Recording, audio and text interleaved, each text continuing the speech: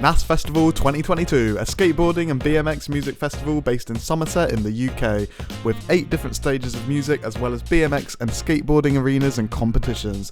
This was our first time at the festival, which was back for the first time since 2019, and we decided we'd save money on a ticket, make some money and work on the bar over the 3 main days of the festival, Friday, Saturday and Sunday, arriving on the Thursday afternoon. This is how it went. I'll be in the Rave.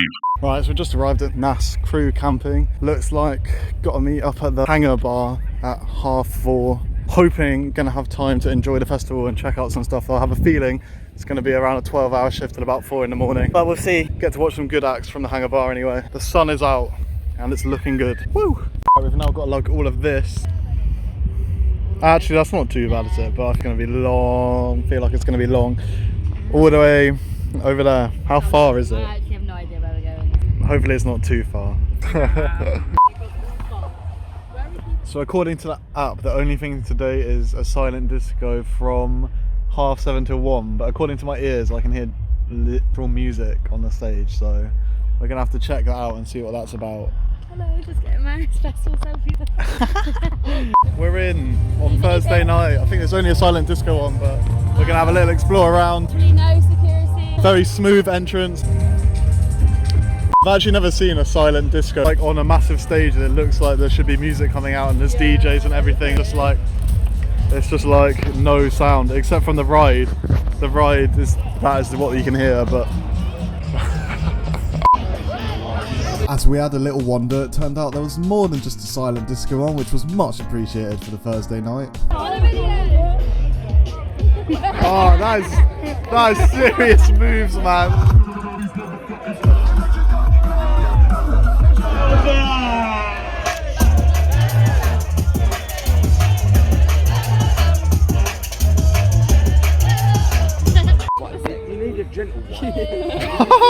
That is extreme hammocking. So hot, absolutely hot. What is it, like 25 degrees? Is it? Something like that. 27, so we're lucky. It's only getting hotter. Yeah. I'm hiding behind a chair. I'm ready for the day. What about you? Actually, that's like I need to put some mascara on. I need to nap. Good morning. Actually, afternoon. I realised without that chair it's even far, so much worse.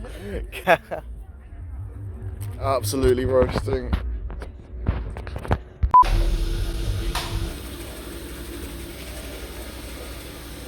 This is luxury.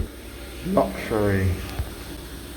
Yeah, so what after felt like a pretty luxury toothbrushing and shower session for a festival anyway, we went off to check out Psycha Studio's stage and a bit of the festival before our bar shift at 4 PM.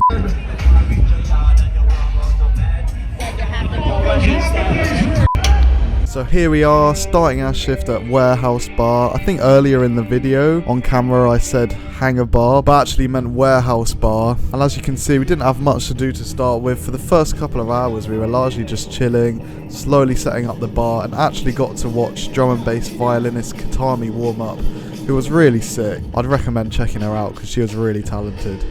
So we got to the bar at 4:30, but the music doesn't start till 7, so we're basically doing nothing, which is alright. I guess wander around a bit. So that's something. Have a look in South Bank while we're waiting for shift to start. It's got a pre-shift slushy. Everyone's gonna want that if I tell you that in the bar. It's just got to be done in this weather, even for £4. This is a message I can get behind. I appreciate that. As someone that always carries water on them.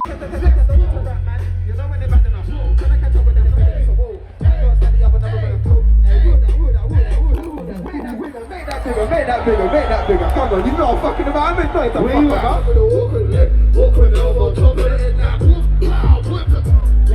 All things considered, that went alright really. Started at 4:30, did nothing for a couple of hours, finished at 3, and not as late as I thought it was going to be. Saw Mandy Dexterous. It was alright really, wasn't it? Good. Yeah, SWM. I'm going to bed though. So after a decent Friday night shift in Warehouse Bar, where I think we were pretty lucky with having breaks and we got to see Ocean Wisdom and stuff, as you can see there.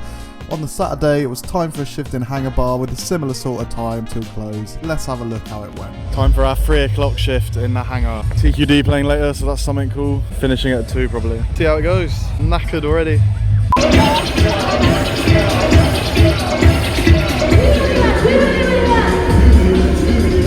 So yeah, during the shift we were assigned to pick up plastic cups off the floor, which was a bit of a blessing really, as we were able to have a groove in the crowd, which was nice.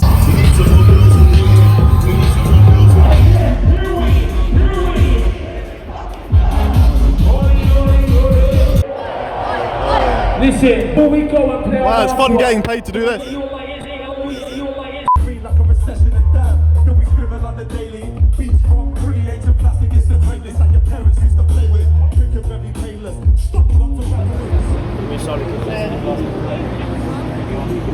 Shift just finished. I've been having a cheeky little bit of it. Oh yeah, that was a good shift, wasn't it? I want to be in this bar again. That was actually like the funnest shift I've had at a festival ever. That was well good.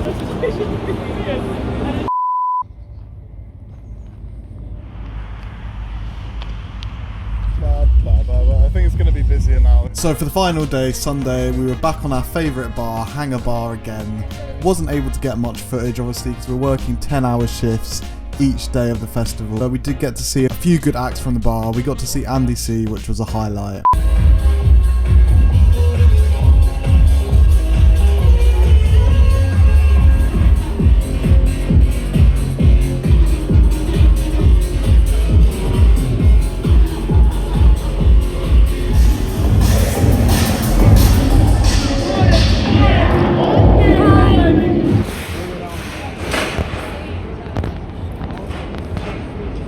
Adios to the bar.